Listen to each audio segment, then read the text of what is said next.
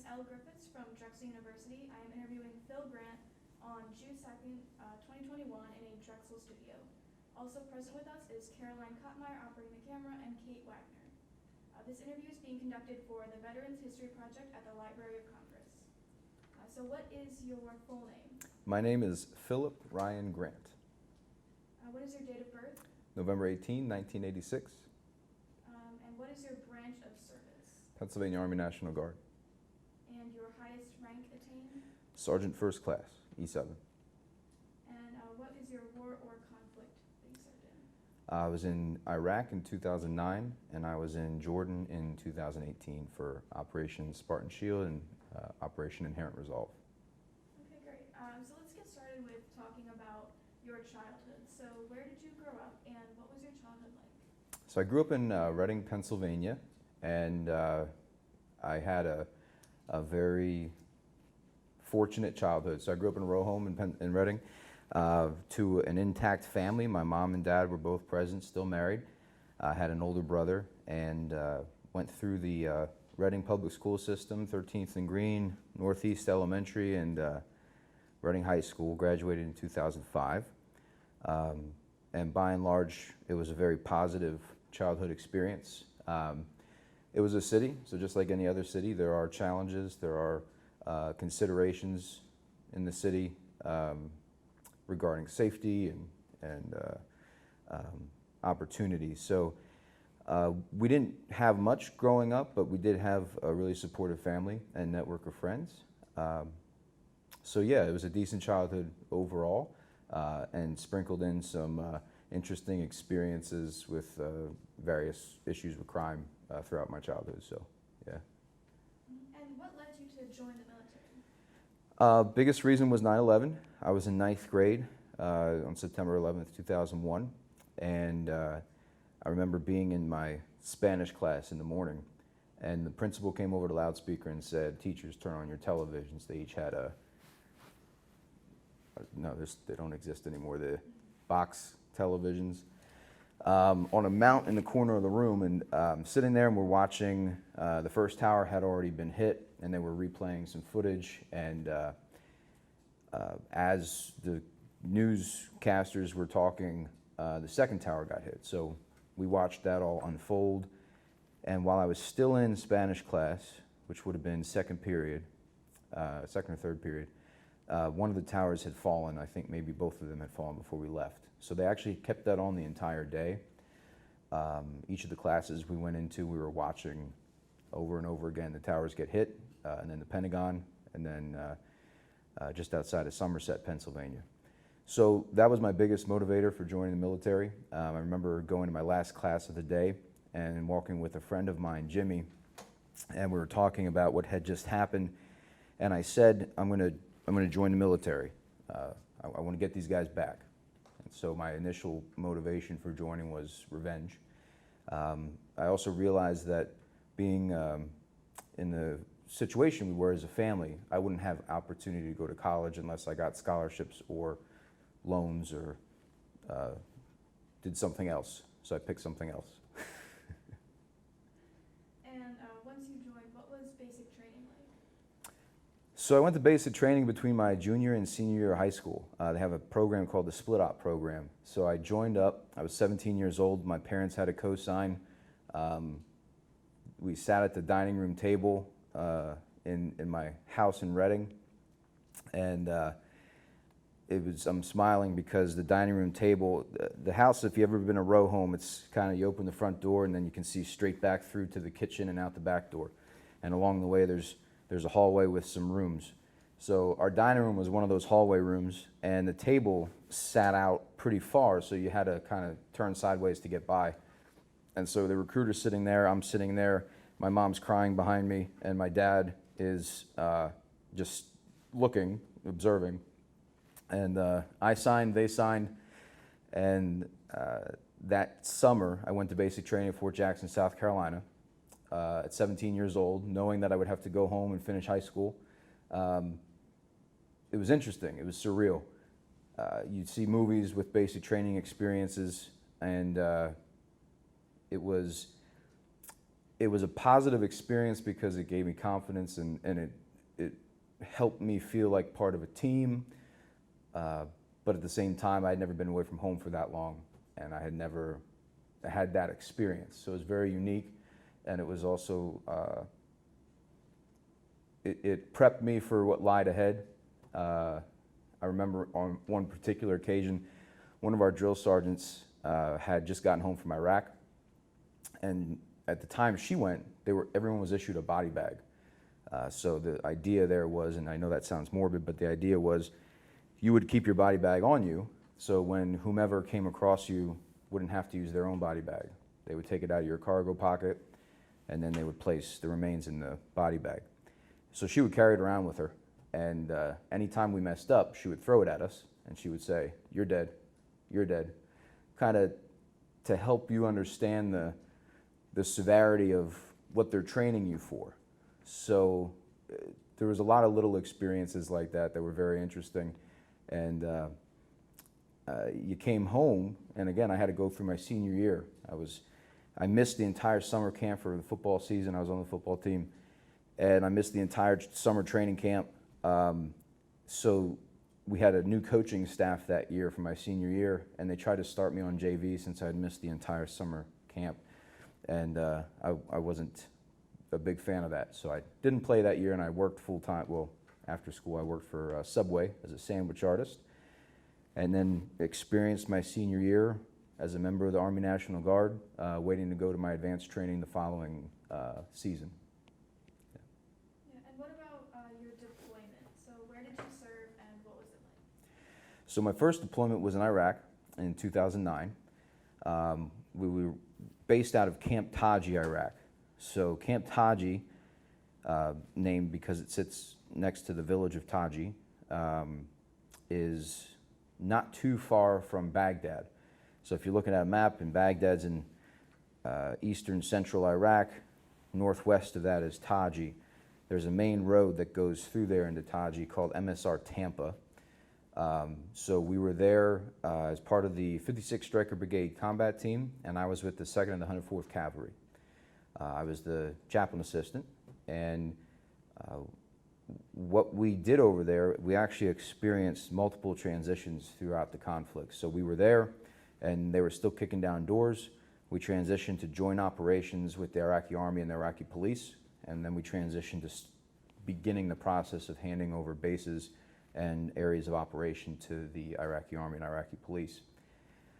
I was part of Task Force Raven, and in Task Force Raven, we had what they call an operating environment, or an area of operations that was primarily rural, but then it's relative because there's towns within rural areas there. So our Charlie troop was at Falahat, our Bravo troop was at Sababur, and our headquarters troop was out of Taji.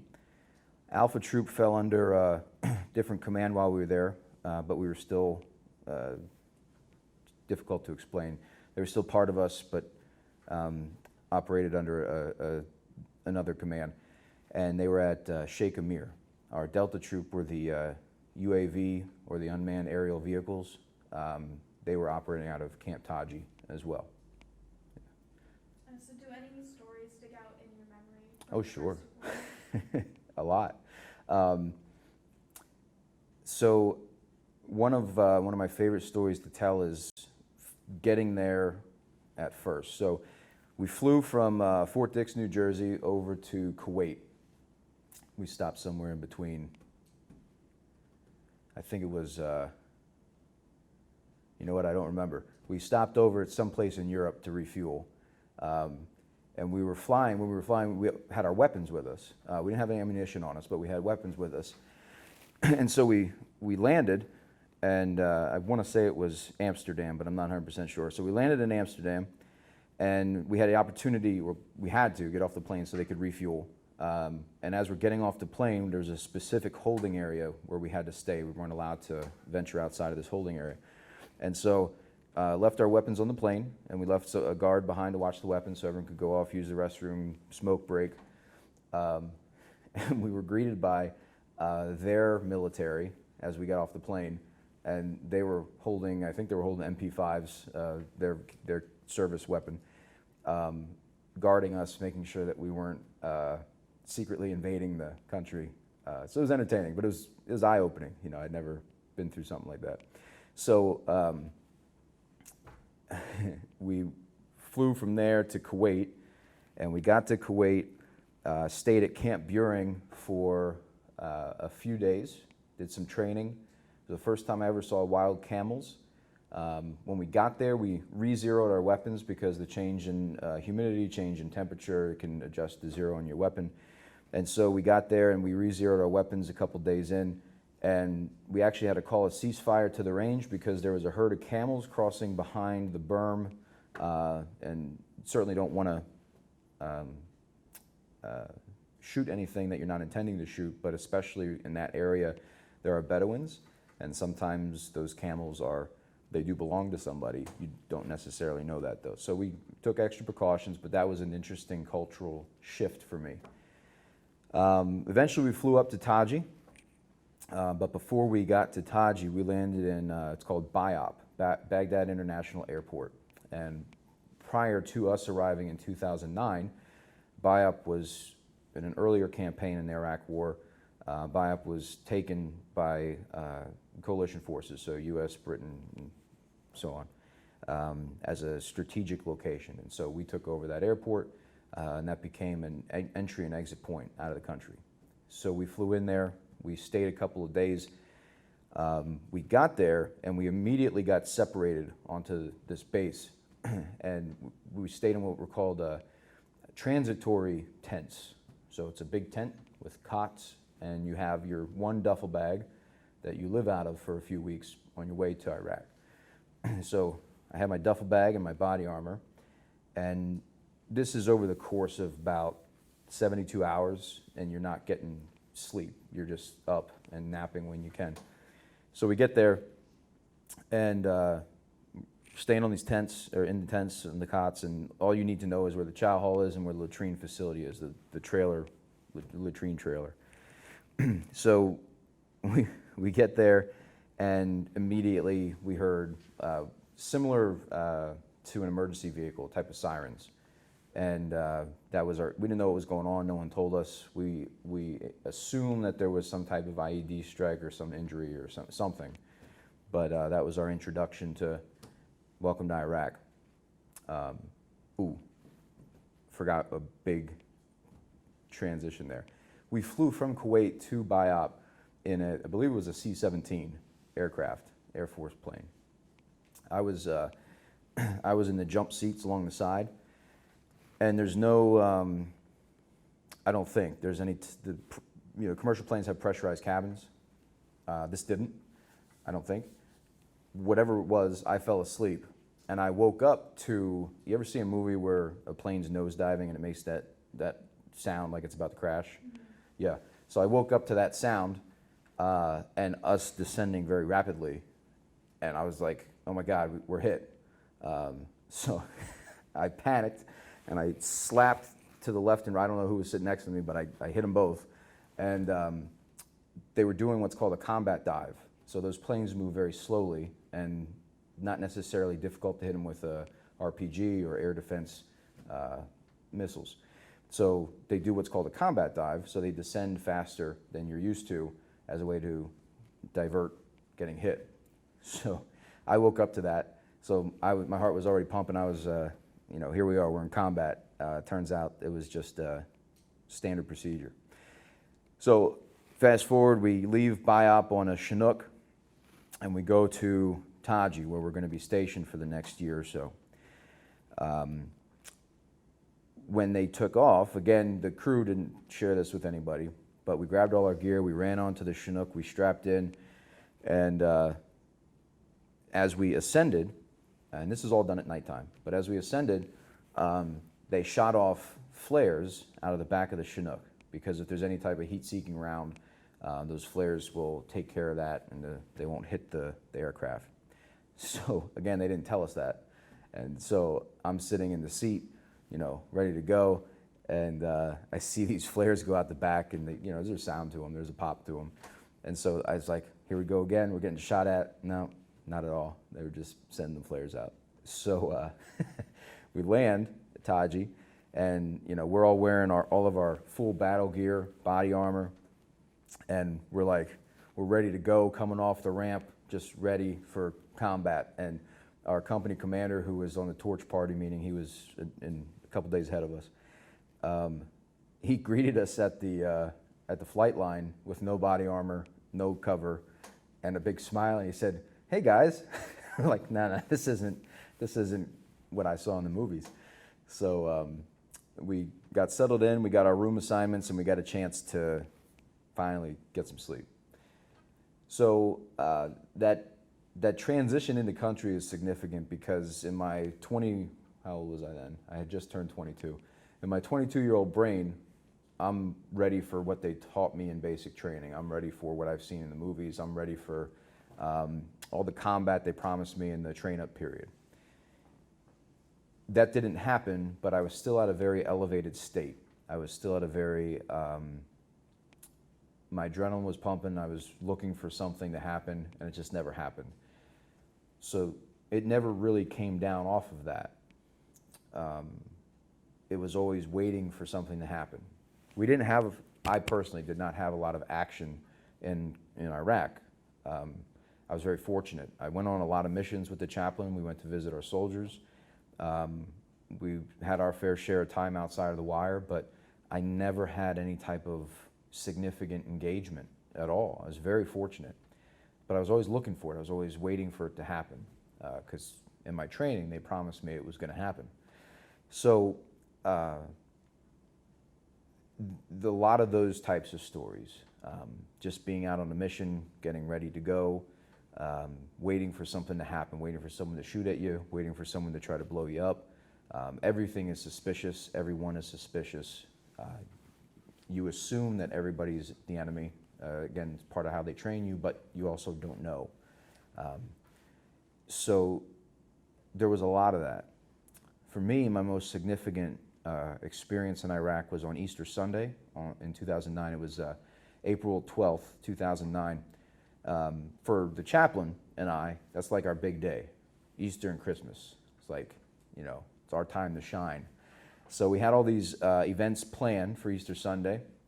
We were going to do what's called a sunrise service, meaning that you literally are having your service as the sun is coming up behind you. So we did our sunrise service on base there on Camp Taji, and everything went well. It was very nice. And our next stop was going to be Charlie Troop to offer the Easter message and communion. So we moved back to our office area. We got our gear on. We got ready to go. And we go to the motor pool where the Strykers are. The Strykers were the vehicles that we traveled in. And the operating procedure every time you go out on a mission is you have to do what's called a ramp brief. And our ramp brief is an operational brief for the troops leaving the wire. In this brief, you talk about things like reaction to contact. So if we get contact, this is our course of action. If there's a casualty, this is our course of action. Here's your radio frequencies. Here's the order of the vehicles. Ramp briefs take a while. They can take up to an hour, usually not, about a half hour or so. And the whole time you're getting briefs on what to expect and how to prepare for all the what ifs. Part of that brief usually includes a brief from the S2, the intelligence section, and they tell you what the potential threats are in the area that you're traveling.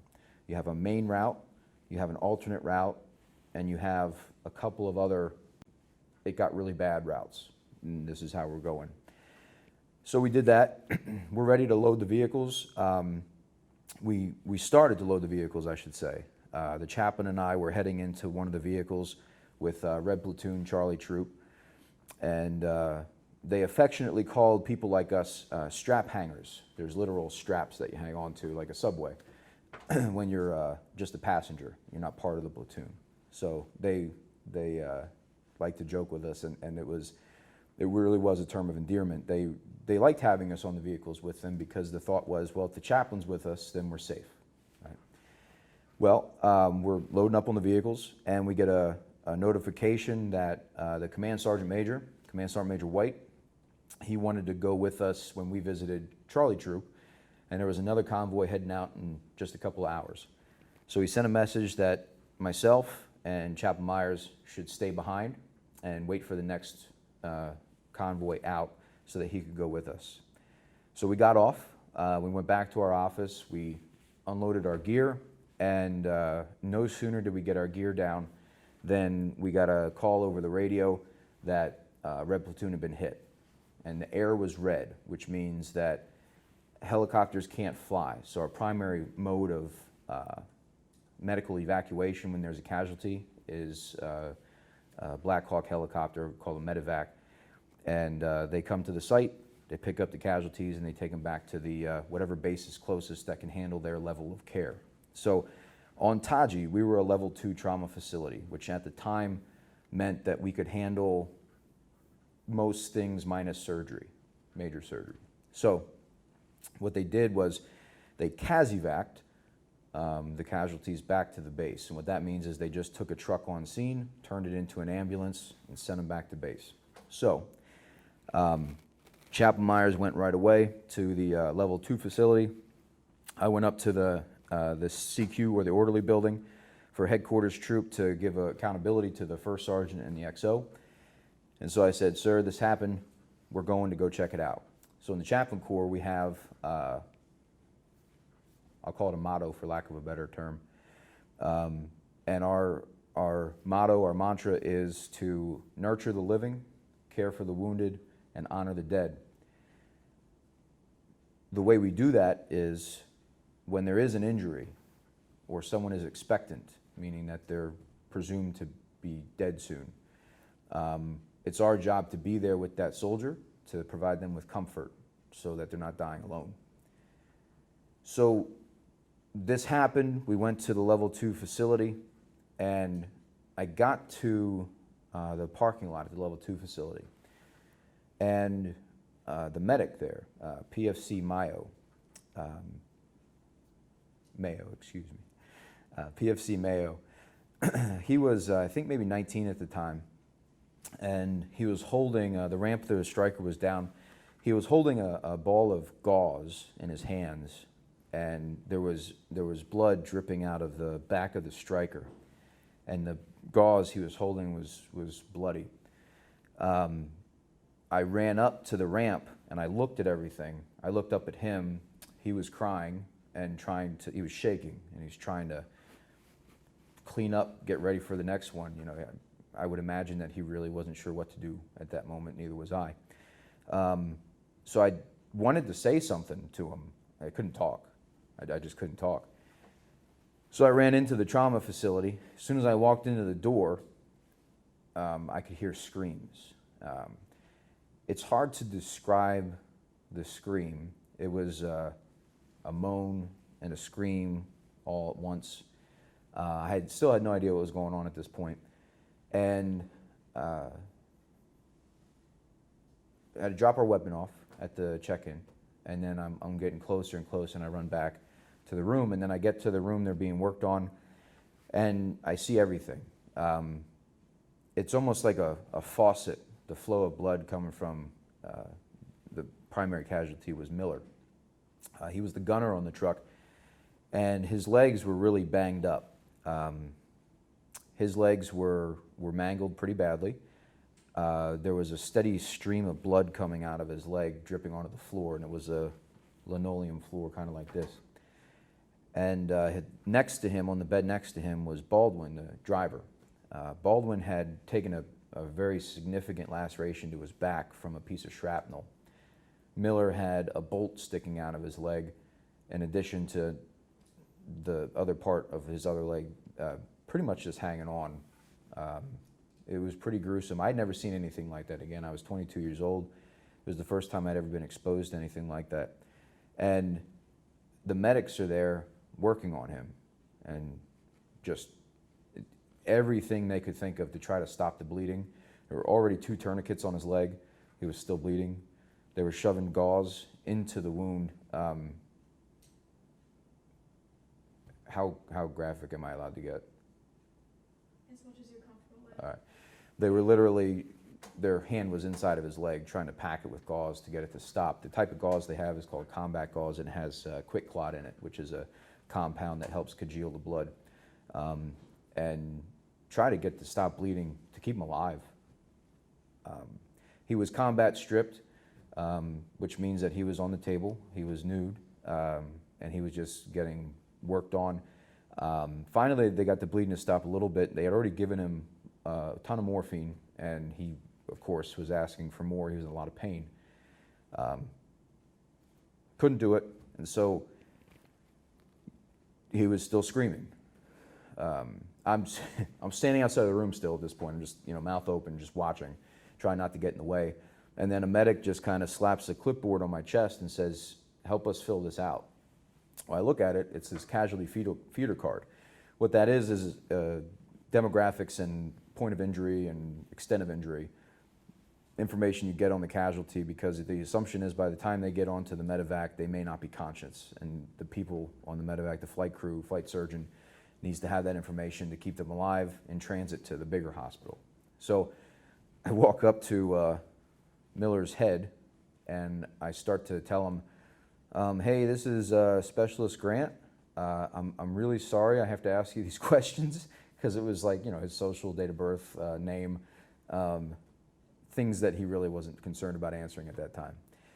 So he did, to the best of his ability, and I filled it out, and I left, and there's a cleaning crew in there trying to mop up the blood so no one slips on it and falls. Things that I still think about today that I can't really forget are the smell that I walked in there. It was a very interesting smell, a combination of iodine and other stuff. But the scream, it wasn't like you see in the movies. It wasn't a scream of terror, it was just unique. And I can recall it in my head, I can't replicate it. But at some point, the air cleared and they were able to bring a medevac onto the base. There was a helicopter pad right outside of the hospital.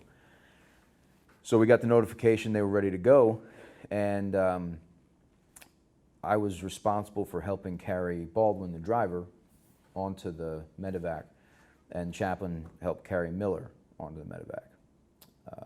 That was the last time I saw either of them. They're both alive, thank God. Miller ended up through multiple surgeries, and over the course of his healing journey, he ended up getting a leg amputated as a result. And then there were other injuries from that truck. The platoon leader, Lieutenant Priest, he and his brother are twins, and they're probably some of the best soldiers I've ever interacted with. The one brother had taken shrapnel to his neck. And just to tell a little bit about their character, he took shrapnel to his neck and he refused to leave the scene where the explosion was because he wanted to stay there with the rest of his platoon. I believe he got out, but his brother's still serving. But hell of a leader and a great man. And so we caught up with him later that day. He downplayed it. He said, "I'm fine." He ended up getting awarded a Bronze Star with a V device for valor for that day. So that was my big T trauma in Iraq. And again, I didn't get shot at. I didn't get blown up. Thank God I didn't have to deal with that stuff. But that was very profound for me. There were other events throughout the course of that day. Later that night, our base got mortared. I was nowhere near it, so again, no big deal. But the most profound impact of that for me was that it happened on Easter Sunday, and that it was really,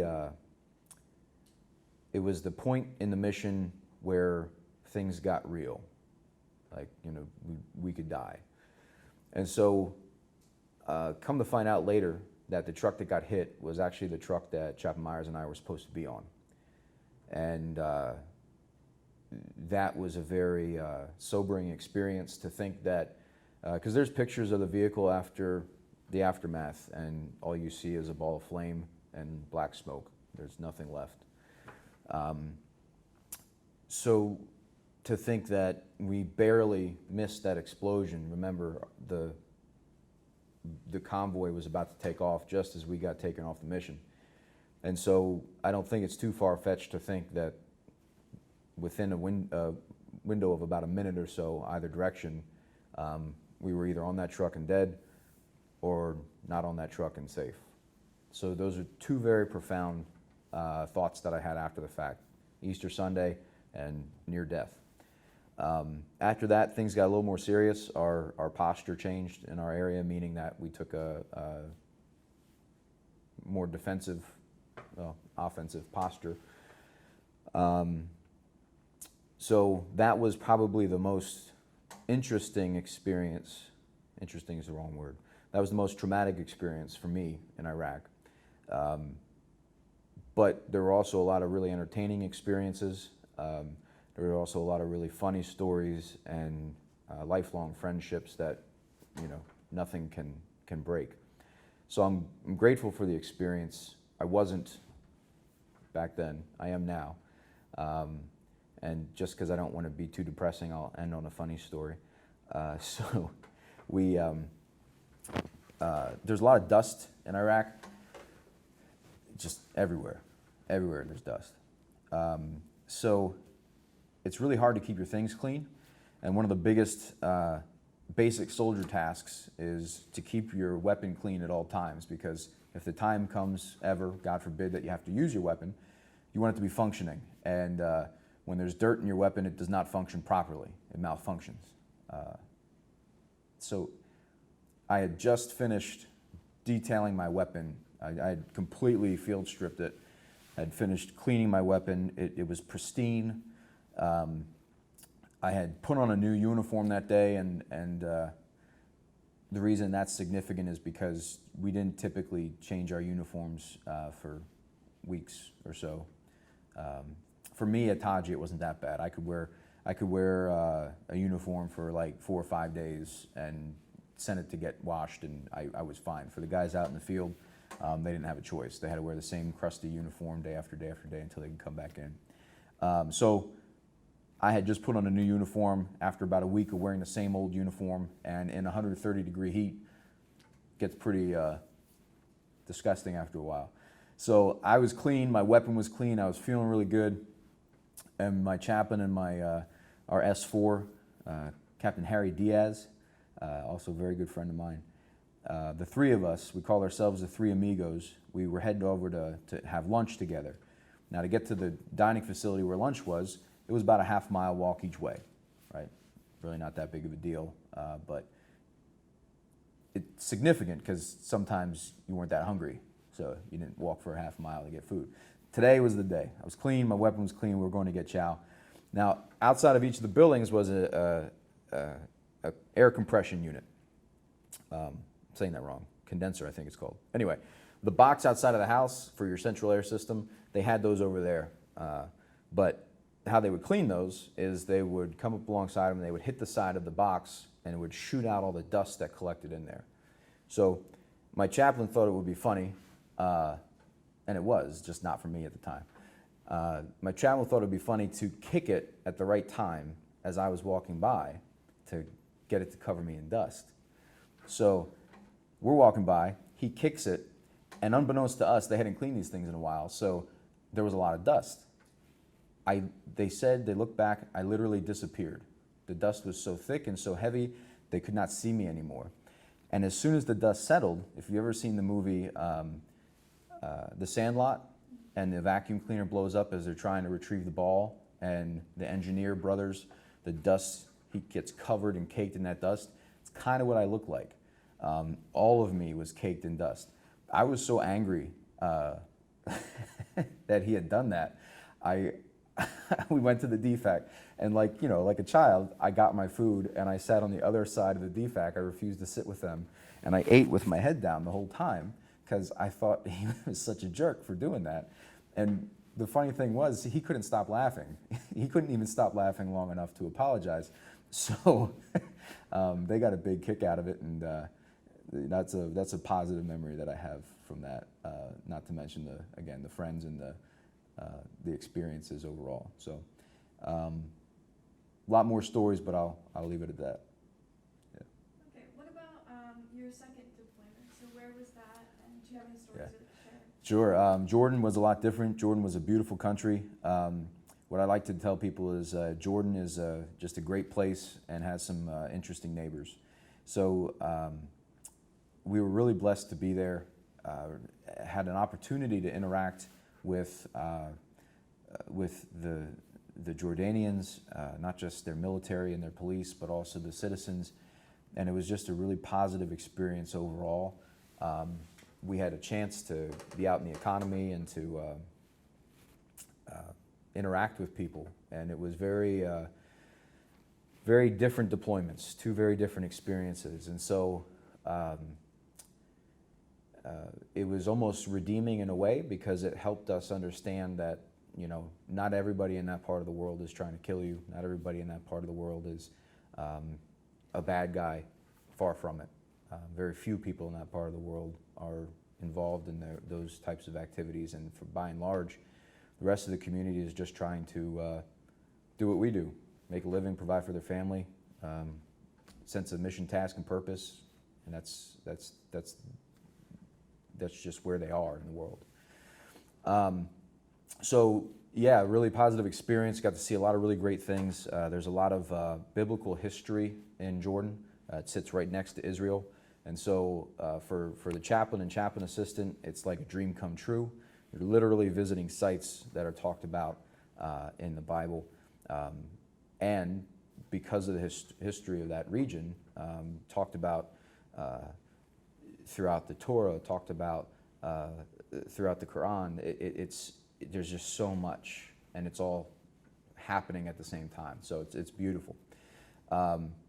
I deployed again with Chaplain Myers. Now, he and I have a history, and this is probably the best story of all the stories. He was the pastor at my church when I was growing up, and so we go back farther than the military. So ever since I was 10 years old, Sean was the pastor at my church. And our families know each other well. We're good friends, and he and I have been on 2 deployments together. We've worked together professionally in the military, but more importantly, we're great friends. And being able to experience that with him was fantastic because you could really appreciate it a little bit more as you're sharing the experience with somebody. So we got to see the Jordan River. We got to see Jericho from across the Jordan River.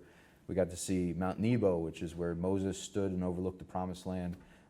We got to go to some towns that had Roman ruins, some of the most comprehensive or eclectic Roman ruins outside of Rome.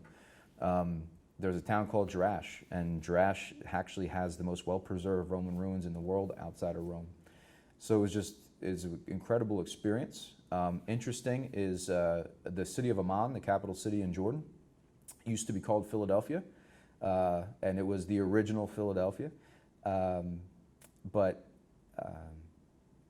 stuff like that, the amphitheaters, they have clay pots, broken shards of clay pots laying on the ground like we have gravel here in the States. It's there from the Byzantine era. And so a lot of history there. And I won't say that the deployment was easy, far from it. Again, we were in a peaceful place with an ally of ours, and we were supporting operations in other parts of the world. So there were things that were happening around us, but again, nothing big T traumatic. So yeah, really overall, just a really great experience in Jordan for the second deployment.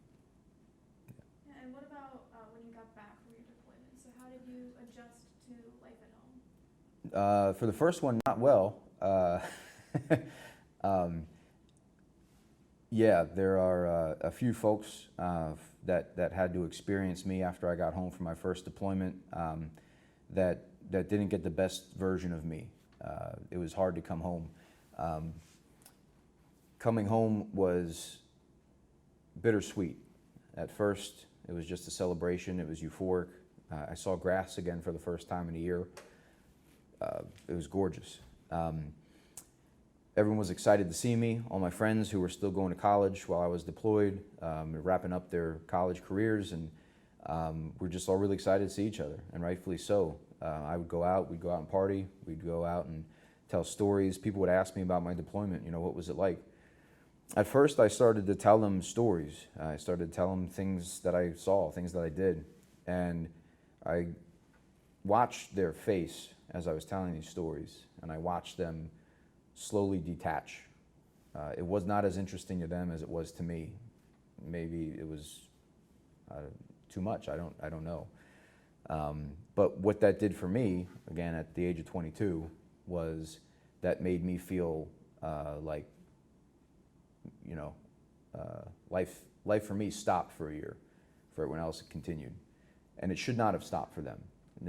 I chose this, they didn't. But in my head, I'm thinking, I feel really alone.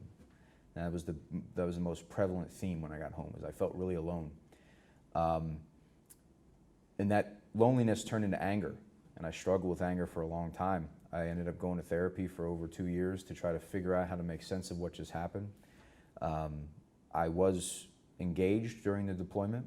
We ended up getting married, and unfortunately, in large part because of my difficult transition home, and life happens and people grow apart.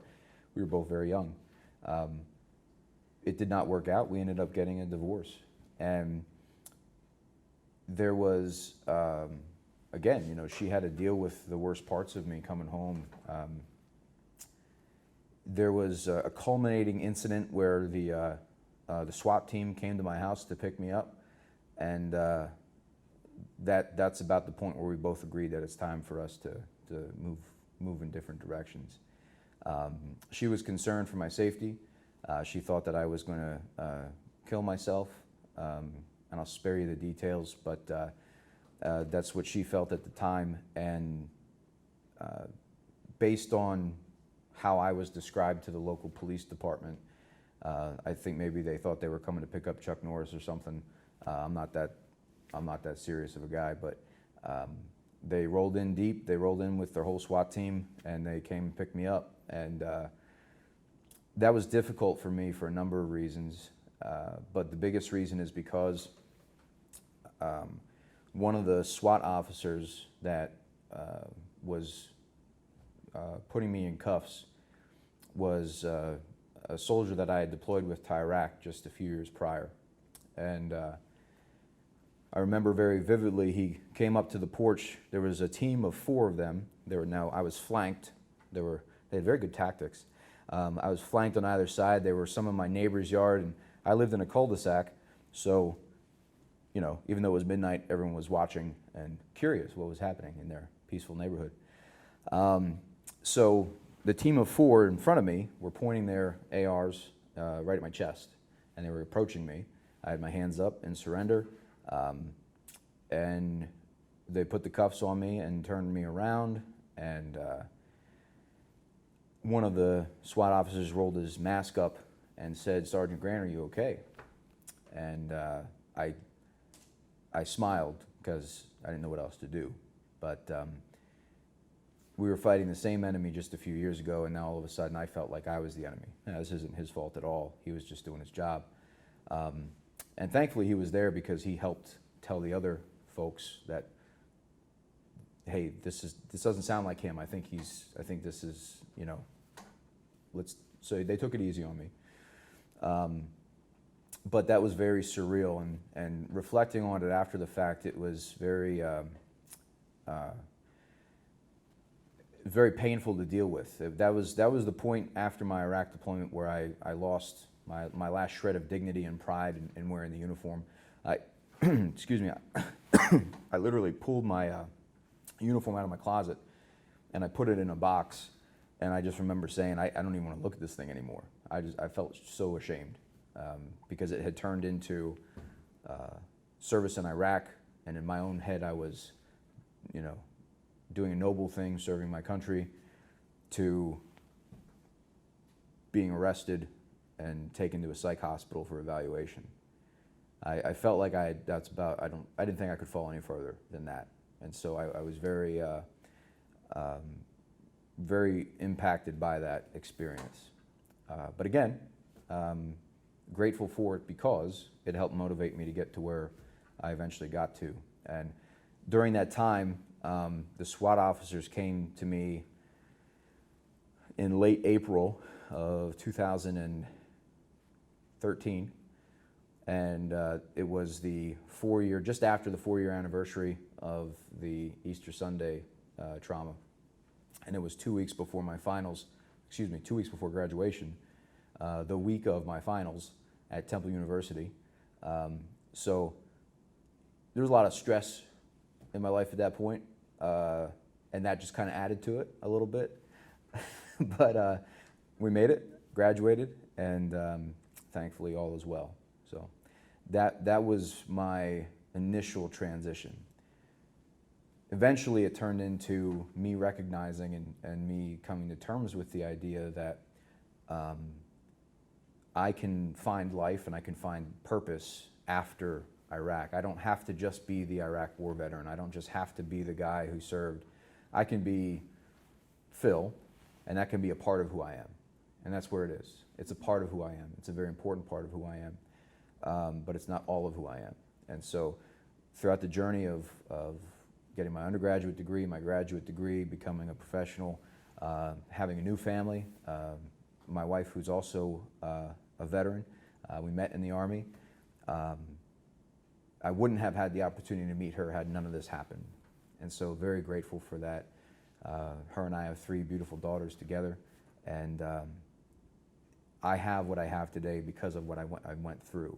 And so I'm so grateful for those experiences. And now I can sit back and say the transition went exactly how it was supposed to go. If you would have asked me about 5 years ago, I might have had a different story for you. Yeah, so overall, how would you describe your experience with the military? Do you have any final thoughts that you'd like to share? Love it. Absolutely love it. I've been afforded so many opportunities because of the military, because of the Army.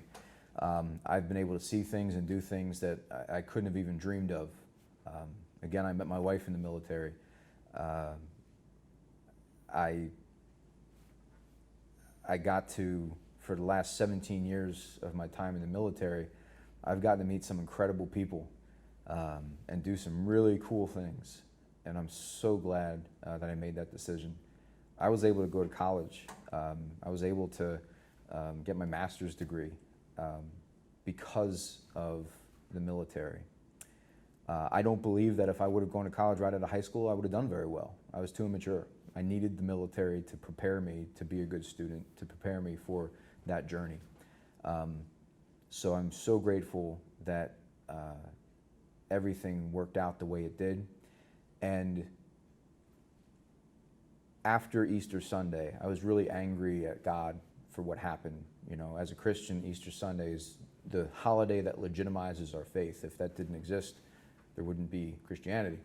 And so I was very upset with God that that terrible thing happened on Easter Sunday. You know, of all the days it could have happened, why then?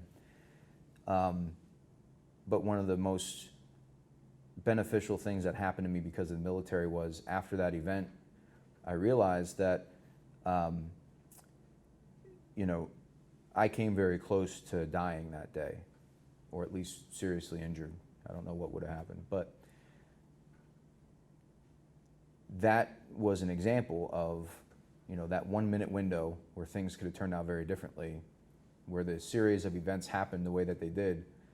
I mean, in my mind, there's no other way to explain that other than divine intervention, right? And so in my mind, I was pulled from that vehicle, the chaplain was pulled from that vehicle because it wasn't our time. After I came to realize that a few years after coming home, the impact of that was that it strengthened my faith and it improved my spiritual health significantly. Had I not had that experience, wouldn't have had that growth. And so I thank the military for a lot of things, but that's probably the most important thing that's happened to me in the last 17 years. Yeah. Thank you. Yeah. Thanks so much for doing this. I appreciate it. Thanks for sharing your stories. Thanks for letting me. Appreciate it.